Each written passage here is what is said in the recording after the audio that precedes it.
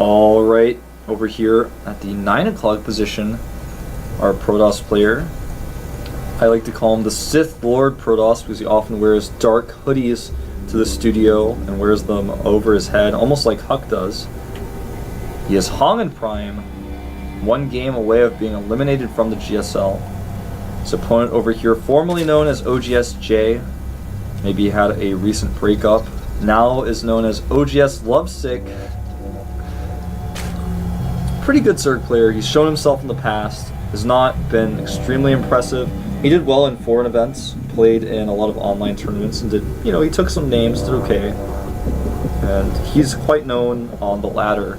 Jay is. He was known as Jay back then. He was quite known on the ladder. So, oh, he's a good Zerg player. So just picked him up, and he's been improving slowly over time. HongUn going to go for a Forge Fast expand on the low ground of Dual Sight by the looks of things here. Pretty common to see.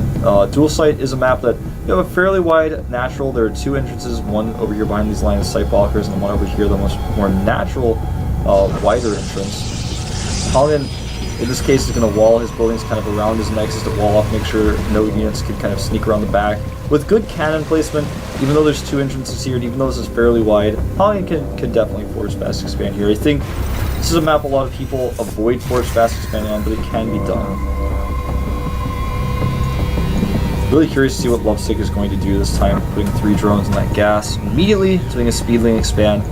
Will he put pressure on against HongUn like he did last game? And with the success that we saw last game, if Luvsic repeats it again, HongUn could be in trouble if he does not prepare a little bit better than last time. HongUn's control in that situation was not very good. I feel like he should have just immediately rewalled with the probe he had, pulled his sentries back. He lost way too many sentries. Allowed the speed links to get into his main. There were a few other things he could have done in that battle that he just did not do. HongUn accidentally taking those crystals from the mineral patch. Now he can no longer harass his opponent's mining. And for those of you guys who don't know about this little trick, if you take a drone and place him here, for example, this patch and this patch are the two closest patches. Well, I suppose this one in this case is a little bit closer. If you take the drone and mine here, it makes the probe that's about to mine, he says, oh, someone's mining here, I have to go to this patch or another further away patch. Then you wait until the next probe, and you stop mining, you wait until the next probe comes, mine again, and the opponent's probe has to take a longer distance. It cuts him off from mining that particular patch. It's a really cool strategy you can do. You know, if you have a lot of actions per minute, you have, you know, you don't want to just sit there pressing 4-1, 4-1 or whatever, switching between your Overlord and your hatchery, then go ahead and try doing that. So one way you can get ahead of your opponent, one of the many ways you can do in StarCraft 2. This probe wants to go back and double check for this hatchery. Will he be able to? Find out. The Overlord of Luvsic down here in the minimap, you can see, has gotten a glimpse of the Nexus. He does check that hatchery. He's going to check as I check. Is Luvsic continuing to mine gas? The answer is no. Mining just 100 gas and leaving it alone. As you can see, HongUn getting that nice wall I was talking about. This cannon cannot be attacked by Zerlings. Can hit the entire mineral line and the whole side of this Nexus. Making a second cannon just in case, because otherwise Roach is going to do some annoying stuff. Look at that. Cannon placement's so good he can even hit that Zerling. The Zerling attacks the cannon from the wrong location. Nicely done by HongUn. Making a sentry now out of that gateway. Luvsic's hatchery getting a little bit closer. Spreading that creep. Still not mining any gas. Taking the watchtowers though. Didn't quite take this one. The Zerling did the wrong turn at the line of sight blocker. So for some reason I just don't see that tower Luvsic was talking about. And interestingly enough, Luvsic taking a super fast third base over here at the 3 o'clock expansion. When I say super fast, I mean super fast. Not as fast as like third base before spawning pool, but pretty fast. Zerling checking over here to make sure the cannon wasn't cancelled. Also get a good glimpse. As you can see, HongUn's mining slightly affected by his building placement here. These probes having to take a little bit of an extra trip here.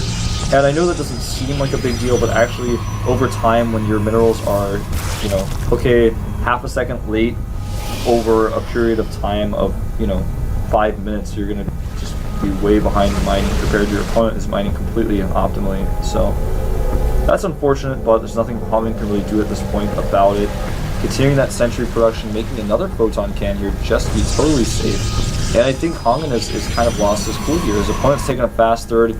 He has not checked for that at all. He hasn't tried to send any scouts out. He hasn't tried to take the watchtowers or anything. He's just been making sentries. HongUn going to go for a Twilight Council here. We all know what that means. But, yeah, I feel like HongUn making these extra cannons is just kind of... Oh, he canceled it. Smart by HongUn. I was like, I don't know. I feel like he... You know, like, the timing has passed for this attack to hit. There's no reason for him to have this cannon, but okay. So HongUn does cancel the cannon. 2 more gateways do finish in the main, but when I said you all know what that means, and it meant that he's going to add a ton of gateways and do a Blink Stalker all in. Showing them to the Overlord. Oh, come on, HongUn. I wanted to believe so much in you today, but you made gateways in plain sight of an Overlord. Will he cancel them? The answer is no. He starts Blink immediately. And Luvsic, how many times do you guys think Luvsic has watched HongUn's games? He's got a reputation in the foreign scene and in the Korean scene for being a Blink Stalker all-inner. And, well, it is going to be a +2 Blink Stalker timing. No Robo on the way yet. We may see that Observer come into play as well to deal with a potential Burrow. But I don't think that we're going to see that. Roaches, the first few of them on the way now. Lair on the way. Luvsic having 3 bases for a long time. 52 drones. HongUn has not put any pressure on him whatsoever. He's been able to drone like a madman. And I gotta say, with 4 hatcheries full of production, look how much creep spread he has. He's about to be linked with this base. With 4 hatcheries of production with that many drones, well, a little bit more than that now. It's going to be about 57 drones in total. I think he's going to hold this Blink Stalker attack off completely fine. I know I'm almost calling it before it happens, guys, but HongUn is just a predictable player, and people have started to figure that out. Saw with the Overlord all these gateways. He knows absolutely everything that's going on now.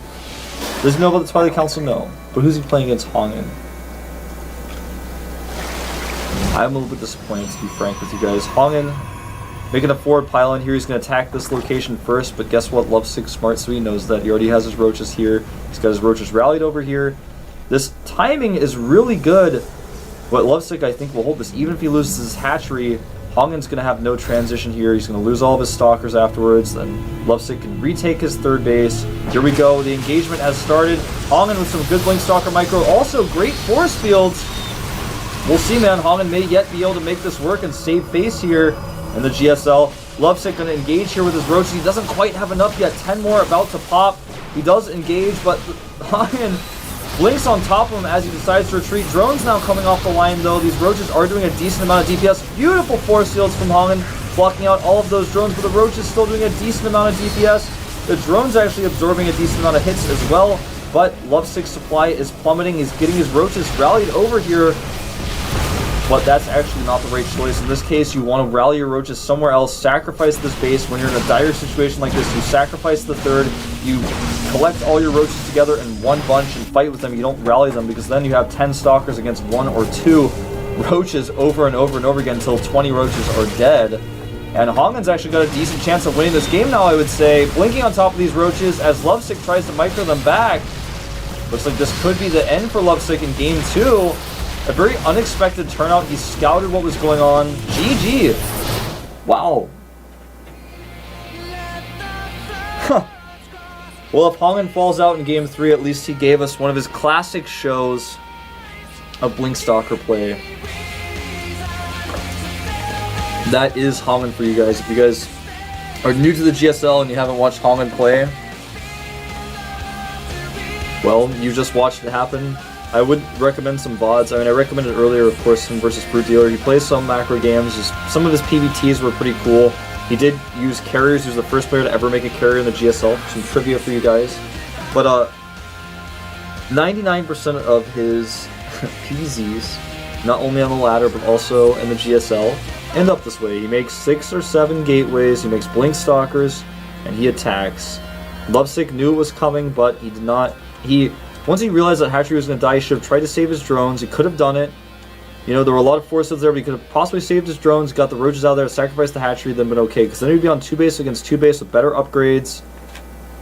In this case, no, he decided to fight with smaller roach forces, and HongUn killed him.